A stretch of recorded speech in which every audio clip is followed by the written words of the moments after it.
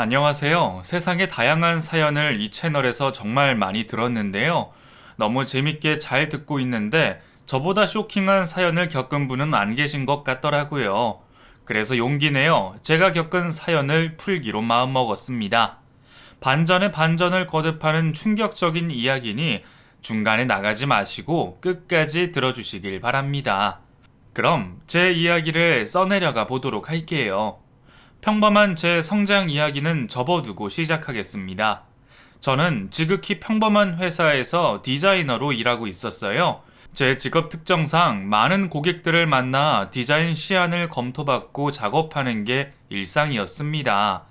이메일로 자료를 주고받아도 되는데 꼭 직접 만나서 하나하나 따지는 고객들이 대부분이었죠. 덕분에 저는 출장을 참 많이 다녔어요. 작은 수정 요청에도 먼 길을 가서 해결하고 돌아와야만 했죠. 그날도 지방 출장을 간 날이었습니다. 감기 몸살이 있는데 억지로 기차에 올라 부산까지 출장을 가게 되었죠. 업무는 삽시간에 해결했지만 서울로 올라갈 기차는 다음 날까지 기다려야 했답니다. 저는 숙소로 올라가 잠을 청했는데 새벽에 몸이 너무 아파서 깨고 말았어요. 이마를 만져봤더니 불덩이였고 식은땀이 억수같이 쏟아져서 당장 병원에 가야 할 것 같았죠. 늦은 시간이라 갈 수 있는 병원은 대학병원의 응급실이 유일했어요. 저는 택시를 타고 다 죽어가는 목소리로 병원에 데려가 달라고 했죠. 이윽고 응급실에 도착해 링거와 주사를 맞고 아침이 밝을 때까지 입원했답니다. 다행히 아팠던 몸은 씻은 듯이 나았고 기차를 타고 회사로 복귀하기로 했죠. 퇴원을 위해 수납 창구로 가서 카드를 내밀었는데 한도 초과라고 다른 카드를 요구했답니다. 하지만 가지고 있던 카드는 그게 유일해서 가방에 있던 통장을 꺼내 수납 창구 옆에 있던 ATM기 출금기로 다가가 돈을 인출했어요. 그리고 통장의 잔고를 확인하고 돌아서는데 누군가와 부딪히고 말았답니다. 아야, 뭐예요? 똑바로 보고 다니셔야죠. 저와 부딪힌 사람은 그 병원의 의사였는지 하얀 가운을 입고 있었어요. 죄송합니다. 제가 환자 기록 일지를 보느라 앞을 못 봤네요. 제가 너무 죄송해서 그런데 실례가 안 된다면 커피라도 한 잔 하시겠습니까? 저는 화를 낸 것이 미안했고 예의 바르게 사과하는 선생님의 태도에 함께 캔커피를 마시게 됐었습니다. 부산 사람이 아닌 것 같은데 맞죠? 네, 서울에서 출장 나왔어요. 그런데 새벽에 감기 몸살 때문에 이 병원에 오게 됐죠. 아이고, 지금은 어떠세요? 좀 나아졌나요? 그래서 전 링거와 주사를 맞고 푹 자고 일어나서 멀쩡해졌다고 대답했어요. 그런데 그 의사가 손목시계를 들여다보더니 우리 이렇게 만난 것도 인연인데 식사라도 같이 하는 게 어떨까요? 제가 어제 밤 근무를 해서 마침 퇴근 시간이네요. 라고 하는 겁니다. 저는 어떻게 할까 고민하다가 기차 시간도 남아있고 부산에 왔으니 맛있는 거라도 먹어보자 하는 생각으로 병원 앞에서 그 의사가 퇴근하길 기다렸습니다. 이윽고 사복을 입은 의사를 보는데 놀라고 말았어요. 쓰고 있던 안경까지 벗으니 정말 잘생기고 멋지더라고요. 그 의사는 아침에도 여는 횟집이 있다며 저를 그리로 데려갔고 부산의 싱싱한 회를 맛볼 수 있었답니다. 아팠다가 먹으니 꿀맛이더라고요. 민영 씨 회를 많이 좋아하시네요. 제가 여기로 모시고 오길 잘한 것 같아요. 네, 너무 맛있어요. 그 서울에서 먹던 것과는 비교도 안 되는걸요? 그렇게 저희 두 사람은 부산 이야기를 주제로 수다를 이어갔고 상 위에 올려진 회를 금세 다 먹었답니다. 저는 아쉬운 마음으로 자리에서 일어났고 그 의사와 인사를 하고 헤어지려고 했어요. 그런데 그가 제 손목을 잡아채더니 민영 씨, 아무래도 안 되겠어요. 전화번호 좀 알려주세요. 이대로 돌아가면 평생 후회할 것 같습니다. 앞으로 민영 씨가 제 마음을 계속 뺏을 것 같아요. 하고 오글거리는 멘트로 연락처를 묻더라고요. 저는 웃음을 터뜨렸고 그 의사가 내심 마음에 들어 곧바로 전화번호를 찍어줬습니다. 그리고 나중에 서울에 오면 밥 한 끼 사겠다는 말을 남기고 부산을 떠나게 되었죠. 그리고 시간이 지나며 자연스레 그 의사의 얼굴이 잊혀져 가는데 일주일 만에 연락이 왔습니다. 민영 씨, 저 서울입니다. 지난주에 약속한 대로 밥 사주세요. 네? 서울이요? 의사 선생님이 서울로 출장을 올 리는 없을 테고 무슨 일 있으세요? 네, 있죠. 민영 씨가 보고 싶어서 달려왔습니다. 그러니까 빨리 나와주세요. 저는 또다시 웃음을 자아내며 진짜 서울에 와서 밥 사달라고 할 거라고는 상상도 못했다고 대답했습니다. 그리고 곧장 그 의사와 약속한 장소로 나가서 식사를 하게 되었죠. 민영 씨가 사주시는 밥이라 그런지 완전 꿀맛이네요. 오길 잘한 것 같아요. 정말 저 만나려고 그 먼 길을 오신 거예요? 도대체 왜요? 저는 대충 짐작이 됐지만 그 사람의 대답이 듣고 싶어 물었습니다. 왜긴요. 민영 씨를 좋아하게 돼서 그런 거죠. 전 민영 씨를 처음 보자마자 데자뷰를 느꼈어요. 분명 어디선가 본 적이 있고 인연이라는 걸 말이죠. 그게 아무래도 전생이 아닐까 하는 생각이 들어요. 아, 선생님, 오글거리는 말 좀 그만하세요. 그냥 제가 마음에 들었다고 하시면 되잖아요. 제가 웃으며 답하자 그 의사는 그런가요? 여하튼 저는 민영 씨가 제 운명이라고 확신합니다. 진심으로 좋아해요. 그리고 저도 이름이 있습니다. 박상철이라고 합니다. 그러니 선생님이라고 그만 부르세요. 라고 자기소개를 하더군요. 저희는 재밌는 시간을 보내고 밖으로 나와 공원의 산책길을 걸었습니다. 상철 씨는 제가 정말로 좋았는지 제 얼굴을 보려고 뒤로 걸으며 저를 민망하게 했어요. 그런데 그 행동이 너무 귀여웠고 이 사람과 잘해보고 싶은 마음이 굴뚝같이 솟아났습니다. 그래서 상철 씨가 사귀자는 고백을 하자마자 저도 좋다고 대답하며 바로 연애를 시작하게 되었네요. 장거리 연애라 자주 만나는 게 힘들 줄 알았는데 상철 씨가 거의 주말마다 서울로 올라와서 제 얼굴을 보고 내려갔어요. 노력이 얼마나 가상한지 저에게 이렇게 헌신적인 남자는 살다 살다 처음이었답니다. 그렇게 저희는 6개월 동안 뜨겁고 찐한 연애를 했고 상철 씨가 청혼을 했어요. 민영아, 난 네가 다른 남자한테 갈까봐 겁나. 그러니까 나랑 결혼하자.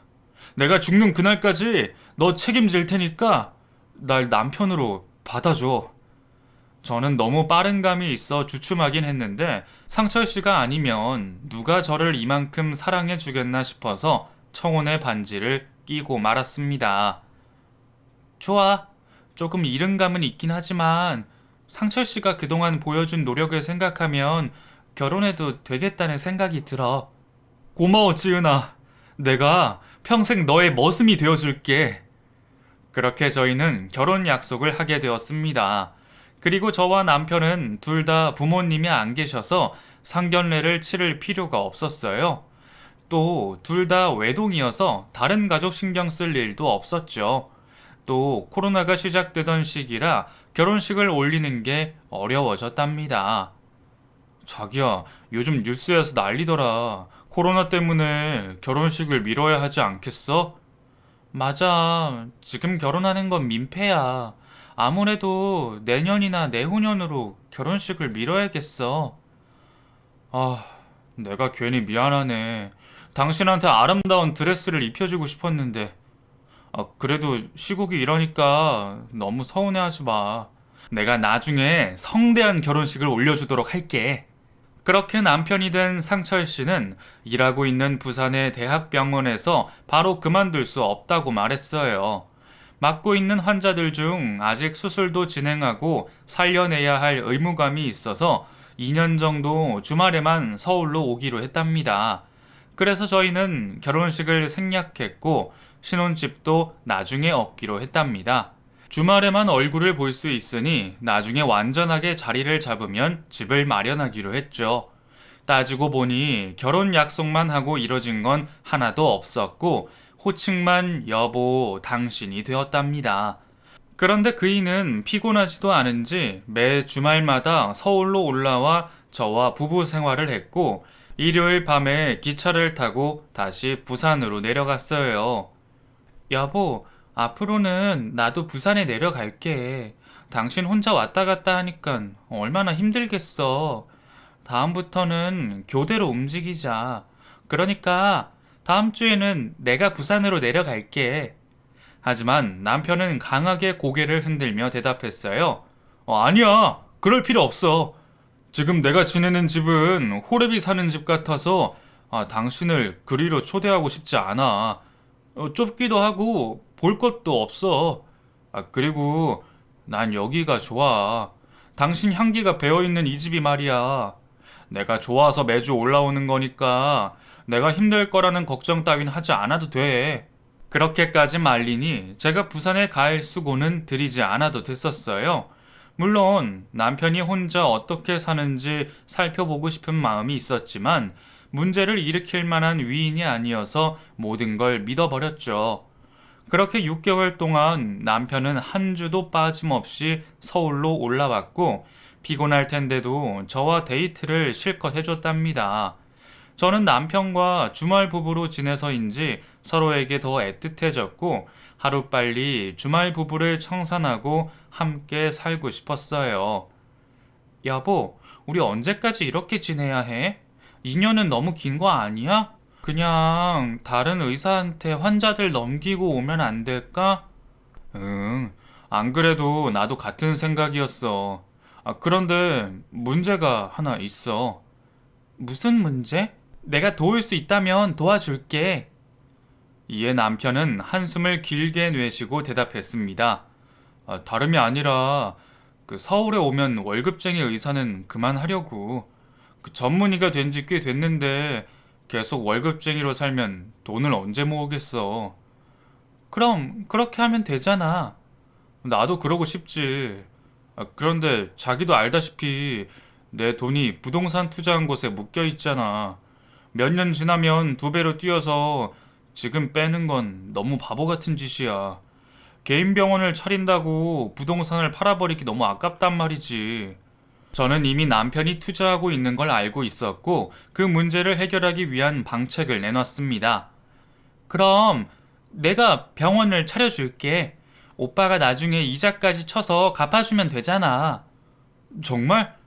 당신 그만한 돈이 있었어? 나야 당신 도움받으면 너무 좋지.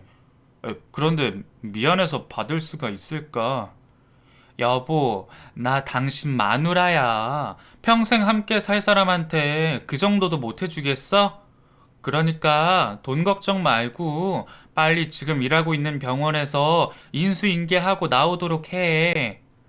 남편은 저에게 그만한 재산이 있느냐고 놀랐어요. 물론 제가 직접 번 돈은 아니었죠.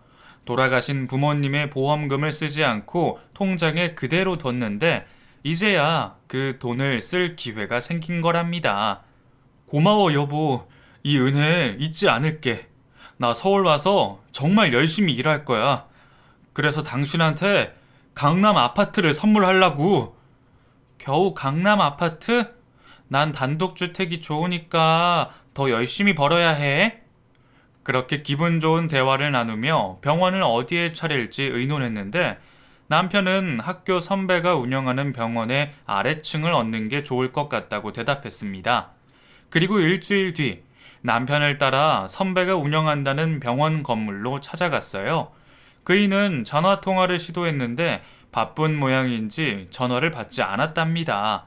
그래서 저희끼리 부동산으로 가서 임대료와 권리금에 대해 물었어요. 공인중개사는 컴퓨터에 화면을 띄워 임대료를 보여줬고 보증금과 권리금도 정확하게 알려줬답니다. 그러자 남편은 보증금 2억에 권리금이 1억 1천만 원이요? 아니 그리고 월세가 400만 원이요? 와, 서울이 비싸긴 비싸네. 난 그 정도까지 예상 못했는데. 자기야, 우리 생각 좀 더 해보자. 그냥 내년에 와서 병원 차려도 상관없어. 그런 말이 어딨어. 내가 괜찮다고 했잖아.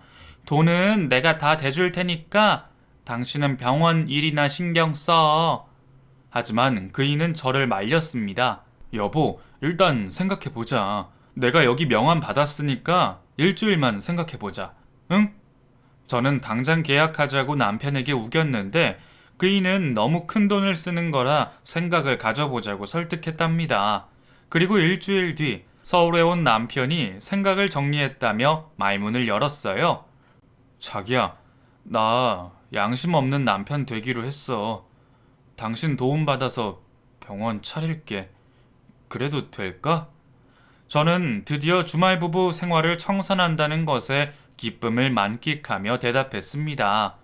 그럼 당연히 되지. 내 돈이 당신 돈이고 당신 돈이 내 돈이잖아. 그러니까 미안해할 거 없어. 그래? 그럼 계약하러 갈까? 그런데 갑자기 눈이 자동으로 감기는 피로를 느꼈어요. 도저히 몸을 일으켜 세울 수 없겠더라고요. 여보, 나 왜 이러지? 왜 이렇게 졸린 거지? 아무래도 안 되겠어. 당신 혼자 계약하고 와. 결국 저는 깊은 잠이 들고 말았고 남편 홀로 병원 계약을 하러 나갔답니다. 몇 시간이 지났는지 모를 만큼 오랜 잠을 잔 저는 창밖이 어두울 때 깨어났어요. 저는 낮잠을 거의 자지 않는데 그날따라 몹시 피곤했답니다. 어쨌든 남편은 저에게 건물주의 도장 찍은 계약서를 보여주며 한 달 뒤 개인 병원을 가지게 되었다며 기뻐했어요. 저 역시 계약서를 보고 이젠 주말 부부 생활에서 벗어난다는 것에 몹시 기뻤답니다. 저는 그 자리에서 남편이 알려준 건물주 계좌번호로 1,000만 원의 계약금을 보냈어요. 그리고 그이는 기차 시간이 다 되어서 부산행 기차를 타고 내려갔습니다. 자기야, 다음 주말에 올라올게. 응, 조만간 이런 이별도 끝이다. 가서 잘 지내고 주말에 봐. 그렇게 남편과 잠시 헤어지고 보통 때처럼 직장 생활을 이어나갔습니다. 그런데 일주일이 지나자 남편이 처음으로 집에 올라오지 않았어요. 자기야, 정말 미안한데 이번 주는 못 가겠어. 갑자기 수술 스케줄이 생기고 말았네. 내가 담당하는 환자라 다른 의사한테 맡길 수가 없는 노릇이라 어떡하면 좋지? 할 수 없지. 의사한테 환자가 제일 중요하잖아. 수술 잘하고 이번 주는 부산에서 보내. 우리야 뭐 다음 주에 만나면 되니까. 그런데 그때까지 어떻게 기다리지? 당신 너무 보고 싶어. 제가 애교를 피우듯 말하자 남편이 키득거리며 웃었고 자기도 제가 보고 싶고 사랑한다고 속삭이고는 전화를 끊었답니다. 그런데 시간이 조금 지나자 뭔가 찝찝한 마음이 들었습니다. 그동안 한 주도 빠지지 않고 저를 보러 오던 남편이 저에게 돈을 받고 나서 달라진 게 의심쩍더라고요.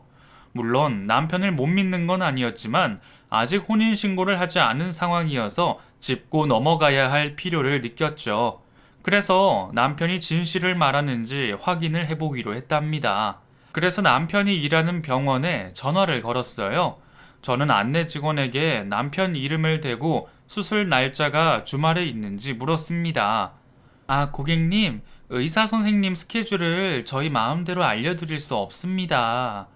그렇죠? 그런데 제가 박상철 전문의 아내 되는 사람이에요. 그 집안일 때문에 주말 스케줄이 궁금해서 연락한 거예요. 제가 병원에 직통으로 전화를 한 건 이유는 아시다시피 의사들이 연락이 잘 안 되잖아요. 사모님이셨군요. 잠시만요. 전산으로 확인해 보겠습니다. 사모님, 그 박상철 선생님 주말에 수술 스케줄 있네요. 그 일정이 없던 수술인데 환자분 상태가 안 좋아져서 갑자기 잡힌 게 맞습니다. 그제야 저는 안도의 한숨을 내쉬었습니다. 그 병원에서 일하는 의사도 맞고 수술 스케줄도 사실이었죠. 사실을 짚게 된 저는 남편을 의심한 게 미안해지더라고요. 그렇게 의심을 거두자 남편이 계약한 개인 병원에 들어가는 3억 원의 돈을 건물주 통장으로 이체했습니다. 몇 시간 뒤 확인한 남편에게서 전화가 걸려왔어요. 여보, 확인했어. 당신 덕분에 개인 병원장님이 됐네. 이제 장비값만 치르면 될 것 같아. 병원 장비는 며칠 뒤에 내가 알려주는 계좌로 넣어주면 돼. 여보, 진심으로 고마워. 내가 앞으로 진짜 잘할게. 그래, 돈 걱정하지 말고 당신이랑 나 어떻게 살지 나 걱정해. 우리 지금보다 열심히 살고 행복하게 살자. 그나저나 지금 있는 병원은 얼마나 있다가 그만두는 거야? 그 아무래도 4주 정도는 더 있어야 할 것 같아. 아무래도 정해진 수술은 다 하고 나가야지. 아무튼 고마워. 지금 호출 와서 가봐야겠다. 그이는 그렇게 전화를 끊었고 저는 제 할 일을 하며 시간을 보냈습니다. 그런데 문득 남편이 부산에 사는 동안 한 번도 찾아가지 않았다는 사실이 떠올랐어요. 그이가 지내는 숙소는 비좁고 침대와 책상밖에 없다고 해서 가지 않았는데 아무리 그래도 아내가 되는 사람이 한 번도 들여다보지 않았다는 것에 마음이 걸렸답니다. 또 남편의 병원에 도시락이라도 싸서 찾아가 본 적도 없어 미안하더라고요. 그래서 전 남편을 놀래켜 주려고 맛있는 반찬을 만들고 부산행 기차에 올랐답니다. KTX를 타고 2시간 만에 남편이 사는 집 앞에 도착했고 이전에 남편이 알려줬던 비밀번호를 눌렀습니다. 그런데 3번이나 틀렸다고 경고음이 나오더군요. 이윽고 현관문이 벌컥 열렸는데 남편이 집에 있었나 하고 반가운 표정을 지었습니다. 하지만 저는 깜짝 놀라고 말았습니다. 문을 열어준 사람은 남편이 아닌 낯선 남자였으니까요. 아저씨 누구세요? 아이, 그건 제가 물어야 할 말이 아닌가요? 아니, 누구세요? 전 이 집에 사는 박상철 씨 아는데요. 누구신데 남의 집에 계신 거죠? 제 물음에 남자는 헛웃음을 쳤습니다. 누구요? 박상철? 뭔가 잘못 알고 왔나 보네요. 여긴 제 집입니다. 몇 년 동안 여기서 줄곧 살아왔다고요. 다시 연락해 보시고 제대로 찾아가세요. 그럼 문 닫습니다. 하지만 남편에게 전화할 수 없었어요. 깜짝 놀라게 해줄 생각이었는데 주소지를 잘못 찾아왔다고 말해서 김 빼기 싫었거든요. 결국 남편의 집보다 먼저 병원에 가야겠다고 생각하고 그리로 향했습니다. 제 얼굴을 보고 기뻐할 그이의 모습을 상상하면서 말이죠. 10분 남짓 걸어서 병원에 도착했고 남편이 있는 내과를 찾아 3층으로 올라갔습니다. 그리고 진료실 여러 개가 보였는데 그 중에 남편 이름의 진료실도 보였어요. 저는 간호사에게 진료 온 게 아니라 남편을 보러 왔다고 전하며 환자들이 빠지고 한가해지면 그 일을 불러달라고 부탁했답니다. 그렇게 1시간 정도 대기실에 지루하게 앉아 있었고 오후 5시가 넘어가자 그 많던 환자들이 모두 진료를 마치고 돌아갔답니다. 그리고 남편의 진료가 끝났는지 간호사가 저에게 다가와 말했습니다. 사모님, 박 선생님 진료 끝나셨어요. 안으로 들어가 보세요. 네, 고마워요. 그러고 보니까 간호사님을 처음 뵙네요. 정식으로 인사드릴게요. 박상철 선생님 안사람입니다. 네, 반갑습니다. 박 선생님이 그동안 아내분을 한 번도 보여주시지 않았는데 이렇게 젊고 예쁘신 분일 거라고는 상상도 못했어요. 남편과 저는 나이 차이 1살밖에 나지 않는데 간호사가 그런 말을 하는 걸 봐서는 저를 동안으로 봐주고 인사치레로 하는 말처럼 들렸습니다. 여하튼 저는 바로 남편의 진료실 앞에서 노크를 하고 들어갔답니다. 여보, 나왔어. 서프라이즈. 저는 활짝 웃으며 남편을 향해 인사했는데 그이는 어디에도 없었습니다. 제 앞에 있는 사람은 60살이 훌쩍 넘어 보이는 늙은 남자뿐이었답니다. 그 남자가 저에게 물었어요. 누구세요? 어머, 어르신이야말로 누구세요? 여기 제 남편 진료실인데 저는 박상철 선생님 아내입니다. 제 말에 남자는 숱없는 머리를 긁적이며 대답했습니다. 제가 박상철인데요. 네? 어르신이 박상철이라고요? 혹시 내과에 동명인 선생님이 계신가요? 아니요, 내과뿐만 아니라 이 병원 통틀어서 박상철은 저 하나입니다. 순간 눈앞이 노래졌습니다. 무슨 상황인지 파악이 되지 않더라고요. 귀신이 고칼 노릇이더라니까요. 그래서 눈앞에 있는 선생님께 제 핸드폰을 꺼내들어 남편의 사진을 보여줬습니다. 혹시 이 사람 모르세요? 제 남편인데 이름이 박상철이고 이 병원 내과 전문이라고요. 하지만 제 기대와 달리 박상철 선생님은 고개를 가로저으며 대답했어요. 처음 보는 사람인데요. 혹시 그 병원을 착각하신 게 아닌가요? 하지만 그럴 일은 없었어요. 제가 남편을 처음 만난 곳이 이 병원이 분명했으니까요. 그 순간 저는 사기를 당한 건가 싶어서 진료실을 나와 남편에게 전화를 걸었답니다. 여러 번 신호음이 울렸는데 안 받으면 어쩌나 걱정이 들었습니다. 그런데 다행히도 남편이 제 전화를 받더군요. 여보, 바쁜데 무슨 일이야? 어, 당신 바쁘지? 지금 병원인 거야? 그럼 이제 막 수술 마치고 나오는 길이야. 그제야 저는 사기당한 사실을 깨달았어요. 개인 병원 계약금 1,000만 원과 엊그제 입금한 3억까지 모두 사기꾼 배를 불려줬다는 사실에 다리에 힘이 풀리더라고요. 하지만 저는 최대한 침착하게 남편에게 말했습니다. 그랬구나. 그냥 당신이 보고 싶고 걱정돼서 전화해 봤어. 어, 나도 당신이 무지무지 보고 싶어. 조만간 병원 그만두고 서울 올라갈 거니까 조금만 참아. 아, 그리고 병원에 들어갈 장비가 빨리 준비가 됐다네. 그 다음 주에 바로 들어올 수 있대. 내가 계좌번호 줄 테니까 그리로 2억 입금 좀 해줘. 저는 사기꾼을 잡을 생각에 시간을 끌기로 판단했습니다. 아, 그런데 이체 한도가 넘어가서 은행에 직접 가서 해야겠어. 오늘은 은행 문 닫았으니까 내일 이체해 줄게. 그래? 알겠어. 그럼 내일 이체 좀 부탁할게. 여보, 다시 말하지만 진심으로 고마워. 난 당신 없었으면 이렇게 빨리 개인 병원을 차리지 못했을 거야. 내가 내년에 부동산 값 뛰면 바로 당신 돈부터 갚을게. 이자까지 쳐서 말이야. 아무튼 당신은 나한테 복덩이야. 사랑해. 저는 이를 꽉 깨물고 분노를 참았습니다.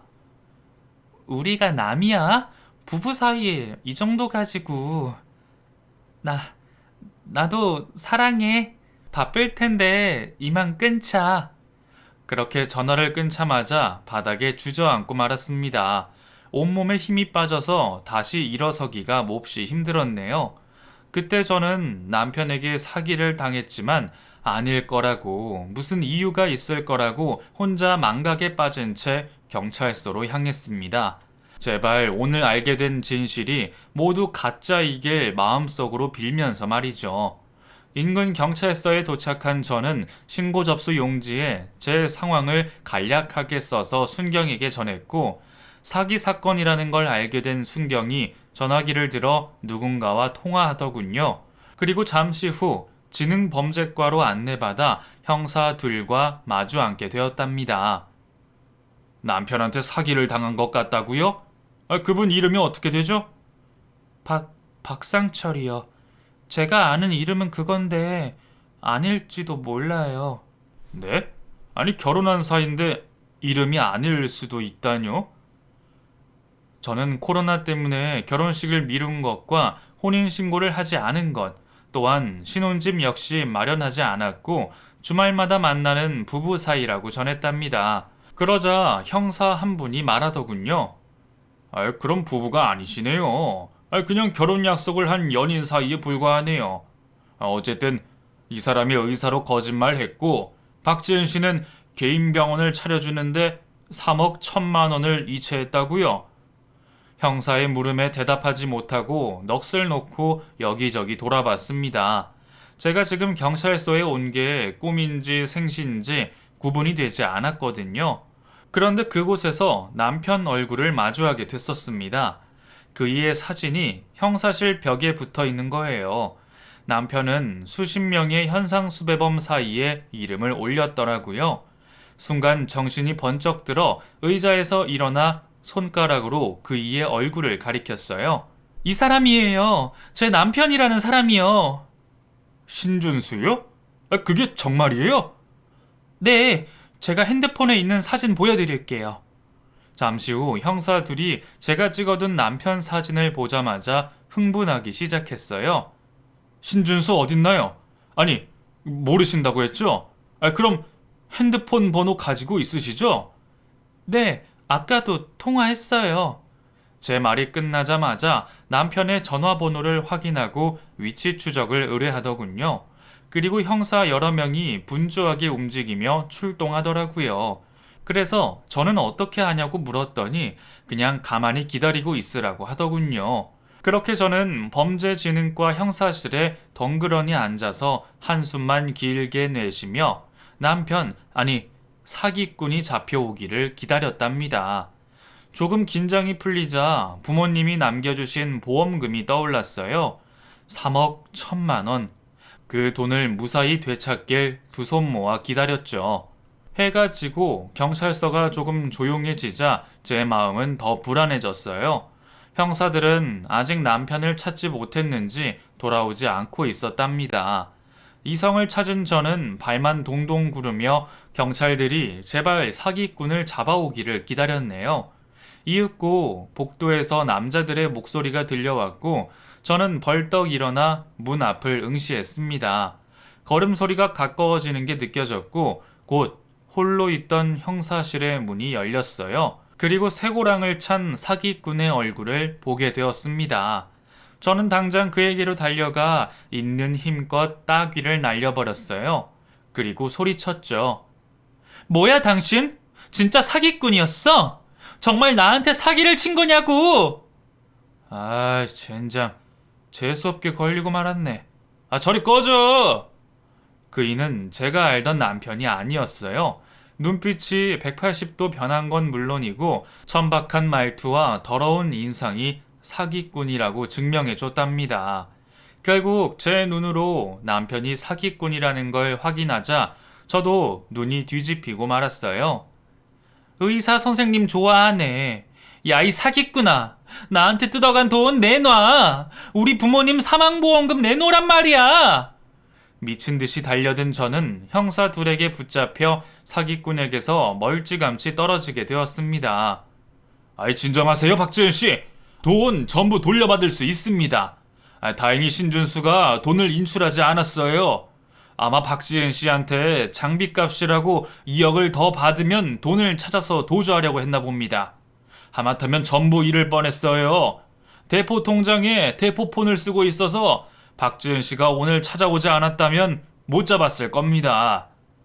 천만다행이었어요. 제 돈을 돌려받을 수 있다는 것에 안도의 한숨이 나오더군요. 하지만 제가 사기당한 건 달라지지 않아 사기꾼을 조업해주고 싶었습니다. 형사들이 흥분한 저를 계속 달래주고 안심시켜줘서 겨우 진정하게 되었고 사기꾼이 진술하는 내용을 듣게 되었답니다. 사기꾼은 여러 사기건으로 도주 중이었는데 제대로 몇 건 하고 멀리 도주하려고 했답니다. 사기꾼은 돈 많은 여자를 꼬시려고 아예 의사 가운을 준비하고 병원에서 대기하고 있었다네요. 의사라고 하면 여자들이 줄 설 거라고 확신했다고 말하면서 말이죠. 어쨌든 저와 병원에서 부딪힌 그날 제가 병원비를 수납하려고 했는데 카드 한도가 넘어 ATM기에서 돈을 인출하고 통장에 찍힌 잔고를 매 눈으로 확인했답니다.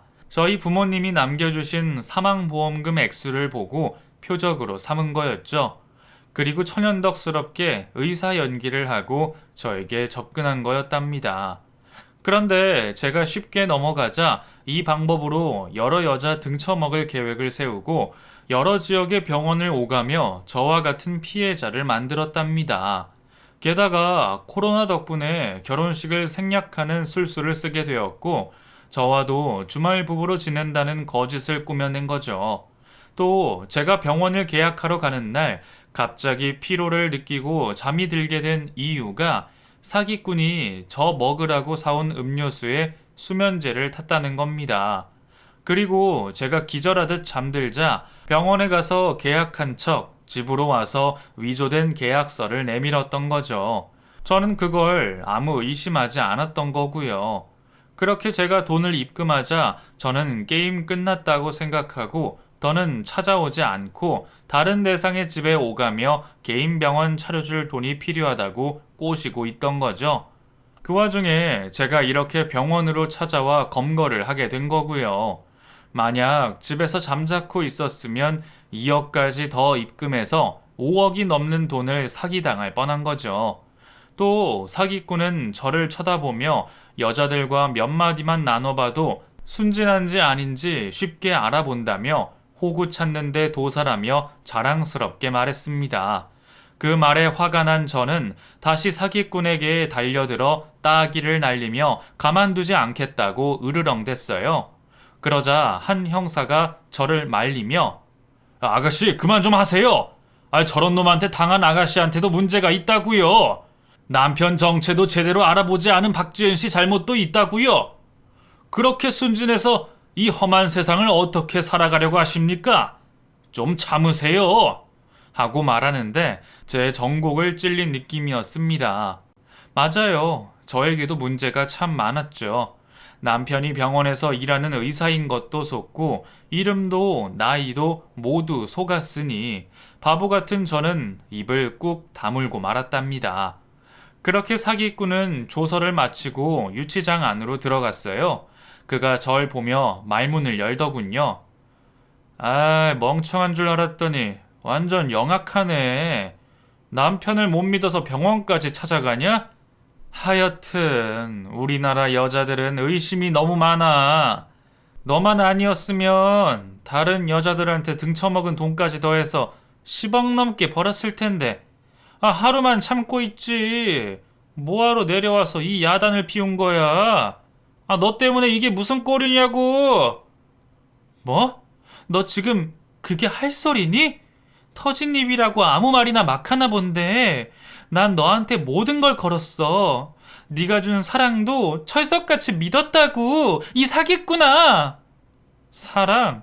하헤요. 그러니까 네가 사기 대상이 된 거야. 세상엔 사랑 같은 건 없어. 돈이 전부라고. 너도 가슴에 손을 얹고 말해봐. 내가 돈 잘 버는 전문이라니까 혹해서 빠진 거잖아. 내가 한 달에 200만 원 버는 회사 말단 직원이었으면 쳐다나 봤을까? 그러니까 너나 나나 도찐 개찐이야. 이번에 운 좋게 돈을 돌려받게 됐지만 다음에 남자 만날 때는 조심해둬. 나한테 좋은 거 배웠으니 감사하게 생각하라고. 사기꾼의 말이 기가 막히고 어이가 없었는데 모두 틀린 말은 아니더라고요.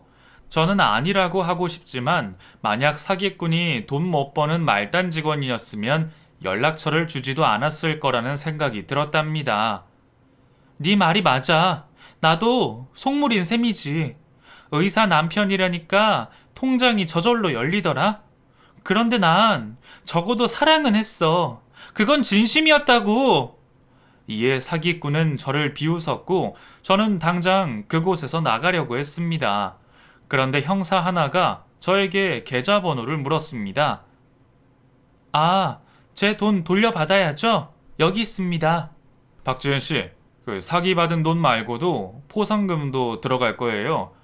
이유가 어찌됐든 박지은 씨 덕분에 저놈을 잡았으니 3천만 원을 포상 받으실 겁니다. 네? 포상금 3천만 원이요? 네. 그러니까 너무 상심하지 마세요. 아까 제가 한 말은 잊으세요. 박지은 씨 흥분 가라앉히려고 일부러 막말을 한 겁니다. 박지은 씨는 신준수를 잡는데 큰 공헌을 주신 분이에요. 저 사기꾼 덕분에 현상금 받으셨으니 이걸로 위로 삼으시고 다음부터 남자 조심하고 지내십시오. 그 순간 얼마나 속이 시원하던지 바로 사기꾼에게 돌아가 조롱했습니다. 야, 넌 깜빵 가서 벽에 똥칠할 때까지 살아라. 난 너 신고한 포상금 받게 됐다. 무려 3천만 원이란다. 내가 이겼어. 이 벌레만도 못한 놈아. 뭐? 3천만 원? 꼴랑 그 푼돈 가지고 이렇게 신난 거냐? 아, 짜증나. 아, 그래, 네가 이겼다. 됐냐? 사기꾼의 반응이 뜨뜻미지근하자 마지막 복수를 해주고 싶었습니다. 주위를 둘러보다 형사들이 시켜먹은 중국집 그릇이 눈에 들어왔어요. 그중 누군가 짬뽕 국물을 그대로 남겨뒀더라고요. 저는 한치의 고민도 하지 않고 짬뽕 그릇을 주워들었고 사기꾼이 들어가 있는 유치장을 향해 국물을 시원하게 뿌려줬습니다. 이윽고 시뻘겋게 물든 사기꾼의 면상을 보고 박장대소를 하며 복수에 막을 내렸어요. 하지만 형사들은 자기들이 그걸 다 치워야 한다며 저에게 짜증을 부리듯이 나가라고 했습니다. 한번 짬뽕 국물을 뒤집어 쓴 사기꾼은 폭행 혐의로 저를 고소해달라고 형사들에게 말했는데 형사들이 넌 짬뽕 국물이 아니라 음식물 쓰레기를 뒤집어 써도 싼 놈이야. 입 닫고 가만히 있어. 하고 무시해버리더라고요. 그렇게 저는 휘파람을 불며 경찰서에서 나왔습니다. 부끄러움을 잊은 채 말이죠. 며칠 뒤 제 통장에는 사기꾼에게 준 3억 1천만 원과 포상금 3천만 원이 함께 입금되었습니다. 참 바보 같은 일을 겪었는데도 돈이 통장에 찍히자 분노하던 감정은 거짓말처럼 사라졌어요. 그날 이후 저는 회사를 그만뒀습니다. 사기당한 순간이 제 인생의 전환점이라 생각하고 다른 일을 하기로 마음먹었죠. 그래서 새로 시작한 게 공부였어요. 저도 남들처럼 스펙을 쌓아 좋은 직장에 들어가는 목표를 잡았습니다. 조건 좋은 남자를 바랬던 제 속내를 사기꾼에게 들키고 나서 더 나은 제가 되려고 열심히 공부했어요. 그리고 이듬해 토익 점수를 900대로 받았고 웹디자인 공부도 더 열심히 해서 실력을 키웠답니다. 그렇게 새로 얻게 된 직장은 대기업이었어요. 제 인생이 이렇게 달라지자 저조차도 놀라곤 했답니다. 사기꾼이 저에게 얼마나 큰 가르침을 줬는지 인생의 성공가를 달리고 있다니까요. 저란 사람 참 웃기죠? 여하튼 저의 반전을 거듭하는 사연은 이렇게 끝을 맺게 되었습니다. 저는 열심히 살고 있고 꿈도 더 크게 가지고 있어요. 물론 남자 보는 눈을 높였습니다. 직업이 아닌 진실됨과 성품을 볼 능력이 생긴 것 같답니다. 앞으로 어떤 남자와 사랑에 빠질지 모르겠지만 배경이 아닌 그 사람의 진 면목을 보고 선택할 거예요. 그럼 저는 이만 물러갑니다. 제 이야기를 들으시고 재밌는 시간 보내셨길 바랄게요.